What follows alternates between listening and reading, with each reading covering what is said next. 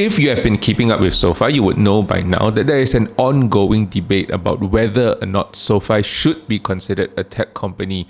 And I guarantee you the main point of this whole video is something that we haven't really heard anyone speak at length about. And I think often when I hear the arguments from either camps, the underlying theme is that investors are trying to find a reason to justify whether or not they believe SoFi should be trading at a premium multiple relative to its peers. But as always, potential is a dangerous word, so let's dive in. Therefore, in this video, we want to define what is a tech company, whether or not SoFi can be counted as a tech company, and to look at some of the factors that make companies trade at a higher multiple compared to peers within the industry. Now, before I begin, I do want to apologize if today's video seems a little bit more echoey than usual because I'm in the midst of moving into a new place. So you can see my room is actually rather empty right now, and I'll try to fix it during the edit, but no promises there. Right, so getting back into the video, I think you see at the end of the day, this debate is ongoing because investors are frustrated to see companies like Robinhood,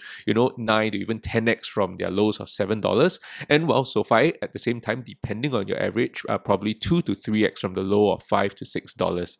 And so therefore, to answer the question about valuation, I have to bring you back to my original thought process and how I think about valuation. And that is, valuation is basically a function of two things: execution as well as market sentiment. Now, I think very clearly we can see in SoFi's case that they have consistently delivered a high level of execution because over the last couple of years, right, despite being in a rising rate environment, despite student loans being put on hold, they have managed to grow their revenue and profitability. Now, the same cannot be said about some of their peers in the industry. And the frustration comes from the fact that, the market right now isn't recognizing this high level of execution, and people who have invested in SoFi feel like they're being left behind, and they just want to know whether or not this will continue to be the case going forward. And I think the answer to this question is actually quite complex, and nobody can really give you a definitive answer. But what I hope to do is to present to you in clear, tangible terms what I believe, or how I believe the market is currently perceiving SoFi, how the market is actually assessing their execution. That's why despite what we see as a high level of execution, the multiple that is currently being assigned to them is not as high as most investors would have hoped for. And based on the current valuations of other companies, what is likely going to have to change within SoFi's business before the market is willing to assign them a higher multiple? So I want to begin by at least giving my own definition of a tech company and talk a little bit about the tech multiple so that you can understand my framework going into this discussion. Now, I personally define a tech company as a company where one or more of its primary revenue sources comes from delivering a technology product or services to an end user. Now, there are different types of tech companies out there. You could be a hardware-focused tech company, companies like Apple and Nvidia, or a software-focused tech company, right? That would be your Palantir, Salesforce, and even Google. So to me, a tech company is not merely a company that uses technology. I mean, it's 2025. Nearly every single business out there is using technology in one form or another, and SoFi is no different. And don't take my word for it, right? Anthony Noto said so himself. We're a diversified financial company that delivers our value proposition via technology. And so analysts can value us any way that they would like, if they want to value us like a technology company or as a bank. These were his exact words, that we are a diversified financial company that delivers our value proposition through technology. And therefore, just by this statement alone, it tells you that SoFi is not yet a tech company. Now, I've said this a couple of times in a previous video. I bought SoFi not just for its financial services, but when I bought SoFi, the thesis around it was that SoFi was eventually going to move their entire business onto its own tech platform, and the same technology that powers the back end of SoFi's entire financial services business can be licensed out to other companies and to generate them a recurring source of revenue. Now, this would lower the cost for SoFi to power their business, and competitors would also have to pay SoFi a recurring revenue, which means that SoFi can expand their margins faster than their competitors. Again, like I said, don't listen to me, listen to Anthony Noto. Over the next 5 years, I would expect our growth to result in revenue that's about 30% financial services revenue, 30% tech platform revenue, and 30% lending. Now, each of SoFi's product segments should make up around 1/3 or 33% of their entire revenue. Unfortunately, today what we are seeing is that the revenue generated by the tech platform has fallen from 20 to 22% back in 2022 all the way to 12% today. And out of the three business segments that they have, the tech platform is currently the lowest margin business. And this brings us to the crux of the issue, and that is the multiple that the market is currently assigning to SoFi. Now, people have given this many names: hybrid multiple, a tech multiple, a fintech multiple. I mean, I've personally used some of these terms to describe the whole situation, but on hindsight and after listening to some of the discourse around this situation, I do agree that these terms do not fully describe what is happening with the business. And at the same time, it has caused certain confusion and certain false expectations among investors. So I'm trying to be a lot more cognizant about the words I use and to not call it a tech multiple anymore, because there's actually no such thing. Now, a tech multiple basically implies that because one or more of your primary revenue sources comes from delivering technology products and services to an end user, you deserve a higher multiple. But if you look at the markets, that doesn't seem to be the case. Now, if you consider Google is currently trading at around 18, 19 times PE, and they are one of the biggest tech companies out there. Now, the question is, do you really want SoFi to be trading at Google's tech multiple? You see, at the end of the day, I think investors believe that SoFi is supposed to be trading at a much higher multiple than where they are today, and the markets just doesn't seem to agree. And this whole debate is really about deciding whether or not the market's valuation or perception of SoFi today is wrong. Because if the market isn't wrong today, you should probably start to take some of your profits here. However, if you believe the market is wrong, then there is definitely alpha to be made by holding on to your shares of SoFi. Now, the question is SoFi going to achieve everything that they have set out to achieve? I think based on all the evidence we have seen thus far, it seems to point to a yes.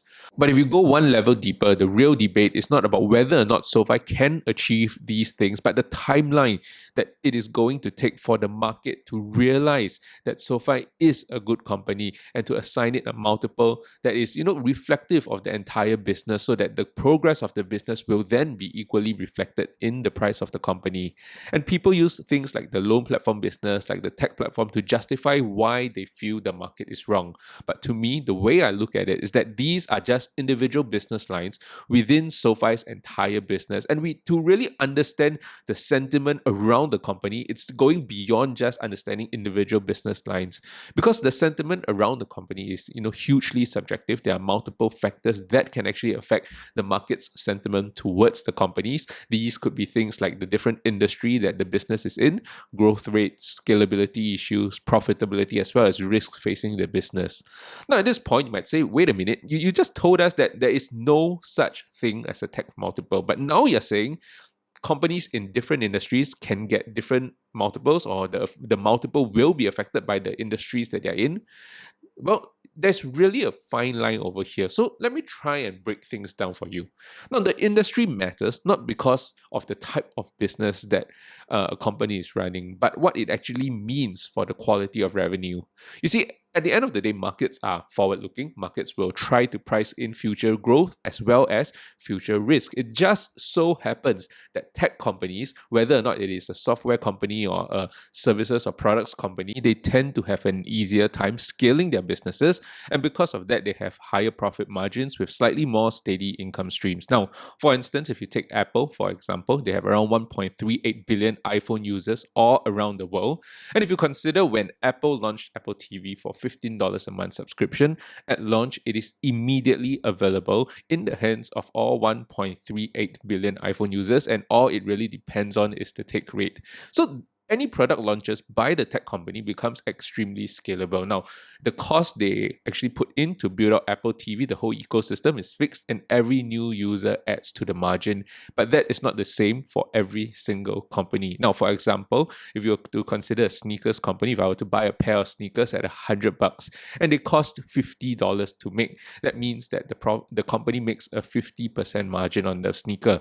Now, if a second person comes into the sneaker shop and to buy the same sneakers as I did, it would still cost the company $50 to make the second sneaker, and the profit margin for the company, for the sneakers company, stays the same at 50%, no matter how many people come in. Now, of course, we are totally discounting economies of scale here in this example, but in the case of a software or services business like Apple TV, there's a fixed cost in building the ecosystem. The maintenance cost is low, and because of that, every new user onto the platform adds to the margin. And if they show a healthy net retention rate, then this becomes a highly predictable and recurring revenue stream for the company. It is easy to predict revenue growth and profitability, and to actually more or less accurately price in the risk, right? So for example, in a recession, if we believe that X percentage of people will cancel their Apple TV subscription, that means that Apple will take a X percentage hit to their revenue and profitability. And so because of that, tech companies tend to get a higher multiple, and to me, that is correlation and not causation. So let's play out this hypothetical scenario and think about how this would actually play out. Now, if you consider SoFi and another tech company, right, an unnamed tech company, let's say SoFi has 20 million members on the platform. Similarly, the unnamed tech company has 20 million members on their platform. Now, each SoFi member produces $1,000 of revenue for the company. However, for the tech company, each user only produces $100 of revenue. Then if you consider in a recession, let's say SoFi finds a way to keep their default rates level and their churn off their platform actually stays the same as in a non-recessionary scenario, because people tend not to close their investing accounts even in a recession. They just tend to spend a little bit less. However, for the tech platform, let's say 70% of their users cancel their subscription because it is a discretionary spend, right? So during a recession, 70% of the users cancel their subscription. Now, if you consider these two companies, let me ask you, which company will be assigned a higher multiple by the market? Now, have a think about it, and I'll come back to this example in a bit. And I believe this is exactly what we are seeing in the market. The market doesn't actually care what type of revenue source this is. What the market cares about is how reliable is this revenue source and how far I can actually project out the growth rates and the risks that are associated with the revenue. You see, Google is a tech company with over 2 billion people using their products worldwide. And yet, due to the risk around their business, and these are real risks to their business that could disrupt their revenue, they are trading at an 18 times PE ratio. Nvidia, on the other hand, when I was making this video, they were trading at around 44 times PE. I think it's probably higher today, seeing how it has risen in the last couple of days. However, if you look at the semiconductor industry, the median in the industry is around 22 times PE. And why are they trading at a premium? Because if you look at their closest competitors, AMD, Nvidia is growing revenues at 86% year over year, when AMD is only growing revenues in the 20% range. Now, gross profit for Nvidia comes in at 74% gross profit, and AMD's gross profit is only 50%. And because of that, that is reflected in the difference in multiple that these two companies are trading at. Therefore, what we have hopefully done is to prove that there's really no such thing as the tech multiple, and all the markets are doing is to price in future growth as well as risks that are attributed to a company, and it's usually easier to do for a tech company. You see, because if you take a look at the markets out there, there are many tech companies that are currently trading at a lower multiple than SoFi. However, at the same time, there are also tech companies that are trading at a higher multiple than SoFi. So it's not really a tech multiple that we're talking about, but whether or not SoFi deserves to be trading at a premium multiple. And what the market is pricing in for SoFi right now is not whether or not they have a tech platform or a tech platform revenue, but the risk of their revenues being disrupted. Now, the revenue from the tech platform can definitely cushion any potential disruption in SoFi's revenue from the financial side of the business if we get a slower macro environment, which is why this debate is happening in the first place. Because if you think about it, the reason why financial services company tends to trade at a lower multiple, or banks tend to trade at a lower multiple, is because that depending on how they structure their business, there tends to be certain risk in the macro environment that is out of their control that could potentially disrupt their revenue and profitability. Now, on top of all of this, there are also regulations like the capital ratio that could limit how fast a company can grow. And that was something, the bears of SoFi really love to talk about in the early days, which of course now all of them have been proven wrong. So if you consider SoFi, with SoFi, the initial thesis was that they should be trading at a premium because their tech platform revenue will not only subsidize the cost to run run their business. But as they license out this tech platform to the other competitors within the same industry, this will generate SoFi an additional source of recurring revenue, which will cushion them against the impact of credit risk as well as interest rate risk coming from the financial side of their business. And what that means is that because SoFi has a subsidized cost versus their peers and a stream of recurring revenue that is free from credit and interest rate risk, they should be the financial services company in the industry with one of the strongest margins, and that thesis made SoFi deserve a premium. Now, unfortunately, this isn't playing out right now. And I know this is when some of you might say, but Robinhood is getting a higher multiple from the market and their revenue is equally as prone to disruption compared to SoFi due to their reliance on a strong market and high trading activity. And on top of that, Robinhood doesn't own their own platform. So why is it the market feels that Robinhood deserves a higher multiple? And the answer to that question is actually pretty simple. 2 words: growth and profitability. Now, I'm going to show you some charts and you're going to see what I mean. But just for context, if you just consider the last 2 quarters that passed, SoFi put up 24% year-over-year growth in Q4 of 2024 and 33% year-over-year growth in Q1 of 2025. Now, in the same 2 quarters, Robinhood grew their revenue at 115% and 50% year-over-year. You see, the market is obviously not pricing in some sort of tech advantage that Robinhood has. I mean, they're using Galileo, which belongs to SoFi, for goodness sake, right? So I'm not saying one company is better than the other. I'm just explaining how I'm making sense of what the market is pricing in for these 2 companies. So with that, let's refocus on SoFi. Now, I believe SoFi, even without its tech platform, should really be trading at a premium versus legacy banks and financial institutions because of its growth rates and because they are taking market shares away from these companies. However, if you compare SoFi with some of the other fintech competitors, perhaps they should only be trading at a slight premium. However, if you look at the stock today, that is definitely not where we find them. They are currently trading below many of their competitors. And so let's start with revenue growth. If you take a look at this chart over here, this basically shows you the revenue growth from 4 companies: Upstart, Affirm, SoFi, and Robinhood since 2022, basically the last 10 quarters. And the fact of the matter is that Robinhood, which is represented by this orange line, used to be generating less revenue than SoFi. But in the most recent quarter, SoFi's revenue came in at $771 million and Robinhood's revenue came in at $927 million. And so if you look at this and you consider the growth rates that we were talking about earlier, there's really no reason why SoFi should be trading at a higher multiple than Robinhood. Now, the growth trajectory of Affirm's revenue seemed to be pretty similar to SoFi. That's represented by the purple line, and SoFi, of course, is the blue line over here. And if you can take a look with me at the chart, the blue and purple line tends to have many points over the last couple of quarters where they overlap. And so because of that, their growth trajectory for Affirm and SoFi has been the same, and on a price to sales basis, they should be, more or less trading around similar multiples. However, I think the one outlier over here is Upstart's revenue, where they have been mostly flat. In fact, it was in decline until sometime in mid-2024. Now, I'll zoom in on their revenue later on for you, but at this point, I know some of you may be thinking, but SoFi generates a bunch of fee-based revenue, and the loan platform business also allows SoFi to grow their revenue without taking on any additional balance sheet risk. So all of this is positive for the company. They should be trading at a higher multiple.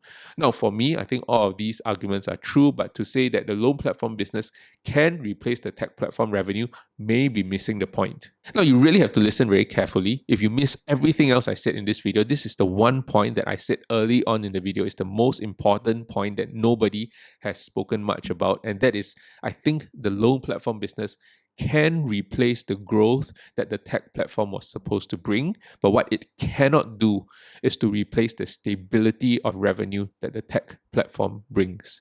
You see, in a lot of these debates that people have about SoFi's tech multiple, whether or not they are a tech company, whether or not the loan platform business can replace the tech platform, I think people don't realize that when they use the word de-risk, both sides of the camp are referring to different types of risk. People that are saying that the loan platform business can replace the tech platform speak about de-risking the balance sheet. But people talking about the tech platform generally speak about de-risking the disruption of revenue in a bad macro environment on top of de-risking the balance sheet. And that is the nuance that most people miss in this discussion. Now, if you don't believe me, let me show you two different charts to actually prove this point. What you're seeing is the annual revenue growth of both SoFi and Upstart from 2017.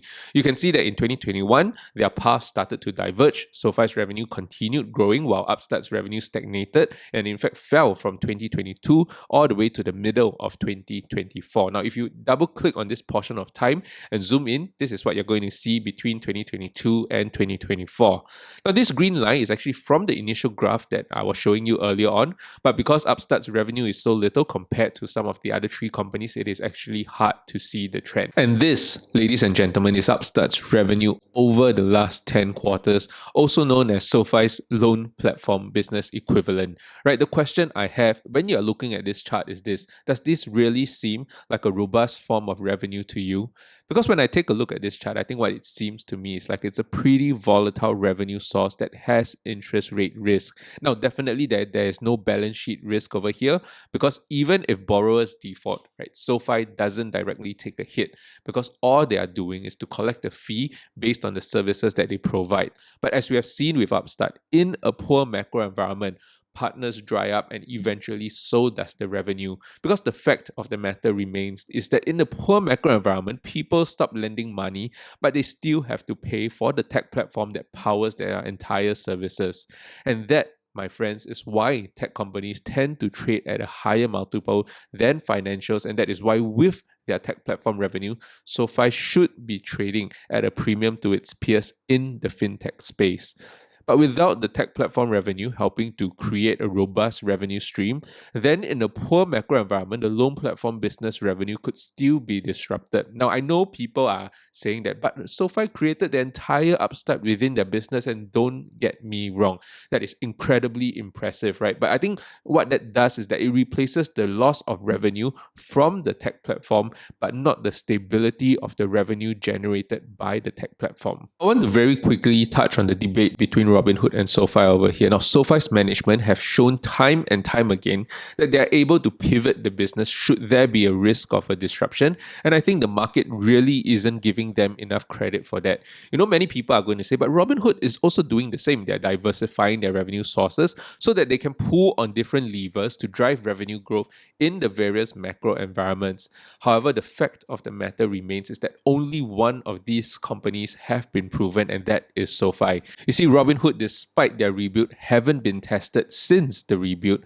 But the reason why the market is actually assigning them a higher multiple is because of their superior communication of the rebuild and the growth that they have been showing. Hi guys, so while editing this video, I decided to tweak the way I presented the data about Robinhood and SoFi over here, because since we're only comparing these two companies in this segment of the video, I thought this might be a clearer way to actually visualize the difference of these two companies. And so what you're seeing in this graph over here is that the green line actually represents Robinhood and the blue line represents SoFi, and what we are actually comparing is the difference in their revenue growth as well as their operating income. Now, with all things considered, I would say that Robinhood has more or less the same kind of risk profiles as many of the fintechs out there. However, I believe what the market really is pricing in is the difference in revenue growth as well as profitability. So if you just take a look at this graph compared to SoFi, Robinhood is growing their revenues at least 2 to 3 times faster than SoFi over the last couple of quarters. Now, at this point, I know some of you might come out and tell me that, you know what, this growth is actually not sustainable. However, we have to admit that it is impressive nonetheless, and it is not just growth for the sake of growth. They're actually doing it in a very profitable manner, and that is represented by their operating income. So if you compare the operating income of these two companies, the operating income of Robinhood comes in at nearly $400 million in the latest quarter, whereas SoFi's operating income only comes in the mid $70 million range. So if you're looking at it at a price to sales basis, Robinhood is trading at around 20 times price to sales compared to SoFi's 5 times price to sales. Now, that's a 4 times difference in valuation, and that may seem pretty extreme. But if you look at it from the profitability point of view, Robinhood has 5 times more operating income, but they're only trading at a 44 times PE compared to SoFi's 32 times PE. So what it means is that you're basically paying a 30% premium on a PE basis for a company that is growing top line 2 to 3 times faster than SoFi and is 5 times more profitable. Now, personally, the way I understand this whole situation is not that the market is discounting the risk that Robinhood has and overpricing the risk of SoFi. I think it is a simple matter of both of these companies being put in the same fintech basket and have similar risk profile. But because Robinhood is growing faster and is more profitable, hence the market is assigning a higher multiple to Robinhood compared to SoFi. Now, if you take a look over here, SoFi is actually trading at a premium compared to a legacy bank like JP Morgan, which is what we were saying earlier, but at a lower valuation than Robinhood due to its growth. And that is very much in line with what we have said so far. Now, if SoFi wants to be trading at a premium multiple, you can actually do one of two things. Now, firstly, they can actually grow faster and try and be more profitable than their peers, or they can generate a substantial amount of revenue from their tech platform. You see, although I believe that the loan platform business is a fantastic growth driver for SoFi, and I do believe that with the loan platform business, it is able to bring SoFi's growth back to the mid 30% range and expand their profitability. However, what it is not able to do is to replace the stability of the revenue generated by the tech platform. Because while the loan platform business doesn't generate any balance sheet risk, it still has counterparty risk and the same risk factors that any other financial product has. But whether or not SoFi can grow their tech platform really remains to be seen, and I think it's largely dependent on the deals that they close in 2025 and the revenues that are to be recognized in 2026. And so for me, I will be reserving judgment until then. However, there are a couple of things that they actually mentioned during their recent fireside chat that shed some light into how SoFi plans to grow their tech platform. But at the same time, there were some comments that got me a little bit confused when it comes to their valuations, and I want to talk about them in the next video over here, and I'll see you in the next one. So for those of you who actually stuck around to the end, I'm going to let you in on a little insider secret. You see, the reason why I'm seated on the floor right now, I think earlier on in the video, I said that I was in the midst of moving into my new place. Now I'm currently in my new place, but this is a move where everything that could go wrong went wrong, and I'm stuck in the new place without any internet, and more importantly, take a look around me. All my crap is on the floor, and there's absolutely no table. My guitar and a foldable chair. That's the only table I have to make do with, and that is why I am seated on the floor.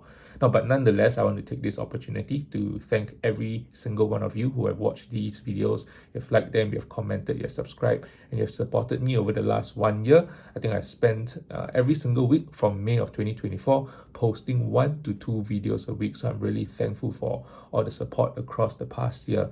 Now, I've actually wanted to do a lot more on this channel in the first half of 2025, but because of this move that went horribly wrong, as well as some of the issues that cropped up at work, for the first half of 2025 was actually a little bit more hectic than I anticipated, and I think things will actually settle back down to normal in July of this year. And so because of that, I think I have something exciting and interesting planned for July onwards into the second half of 2025. And if you would like to be a part of it, I think there are 2 things right now that you can do. And the first one is to leave me a comment down below telling me which stock you want me to analyze. And the second one being to, leave a question down for me. It doesn't have to be about a specific company. It could be just an investing question that you want to have answered. Now, just to let me know that you've actually watched to the end of this video, and I'll prioritize these comments. You basically have to leave a comment with this smiley face that you're seeing over here, so that I know you watched to the end of the video. Now, I'm no expert, but I'll do my best to answer these questions in the week ahead. But more importantly, I really hope my internet and table is all set up by next week. Now, I'm not too sure whether all these things will be done in time for me to actually produce a video next week, but I'll definitely see you back in July, and I'll see you in the next one.